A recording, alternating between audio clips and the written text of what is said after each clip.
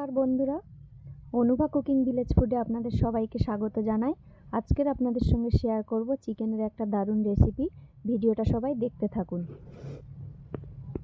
প্রথমে চিকেনটা আমি ধুয়ে ভালো করে পরিষ্কার করে নিয়েছি।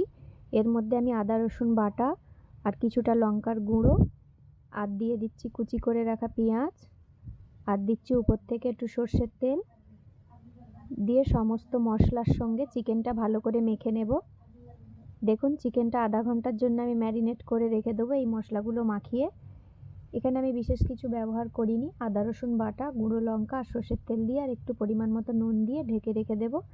এবার কড়ার মধ্যে দিয়ে দিচ্ছি সর্ষের তেল। তেলটা গরম হয়ে গেলে এবার আলুগুলো ভালো করে ভেজে নেব, একদম লাল লাল করে ভেজে নিতে হবে।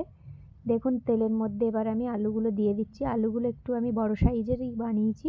এই চিকেনটা আপনারা লুচি, রুটি বা যে কোনো পোলাওয়ের সাথেও খেতে পারেন।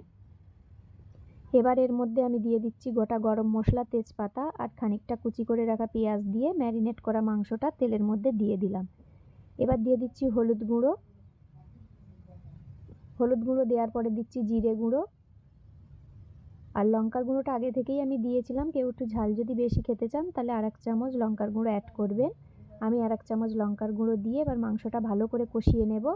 উপর থেকে দিয়ে দিচ্ছি একটু মিট মশলা। দেখুন মিট মশলাটা দিয়ে মাংসটা আমি ভালো করে কষাতে থাকবো। মাংসের চারদিক দিয়ে কেমন তেল ছেড়ে গেছে। তেল ছাড়ার পরে এবার ভেজে রাখা আলুগুলো দিয়ে দেব।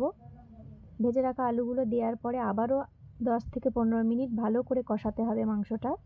যত কষাবেন মাংসের স্বাদ তত ভালো হবে। দেখুন ভালো করে কষানোর পরে আমি 1 বাটি জল দিয়ে দিয়েছি। বেশি জল ব্যবহার করব না, কারণ আজকের আমরা এই চিকেনটা পোলাওয়ের সঙ্গে খাবো। দেখুন চিকেনটা ভালো করে ফুটে উঠলে, ঝোলটা মাখো মাখো ভাব হয়ে আসলে আমি এবার বেটে রাখা গরম মশলা ছড়িয়ে দিচ্ছি। এখানে আমি গোটা গরম মশলা ইউজ করেছি, আপনারা চাইলে গুঁড়ো গরম মশলাও ব্যবহার করতে পারেন। গরম মশলাটা ভালো করে মিশিয়ে এবার চিকেনটা আমি নামিয়ে নেব। দেখুন একদম চিকেন রেডি। চিকেন কারি একদম বিয়েবাড়ির স্টাইলে তৈরি করেছি আজকের চিকেনটা। ভিডিওটা কেমন হয়েছে সবাই জানাবেন আর লাইক, কমেন্ট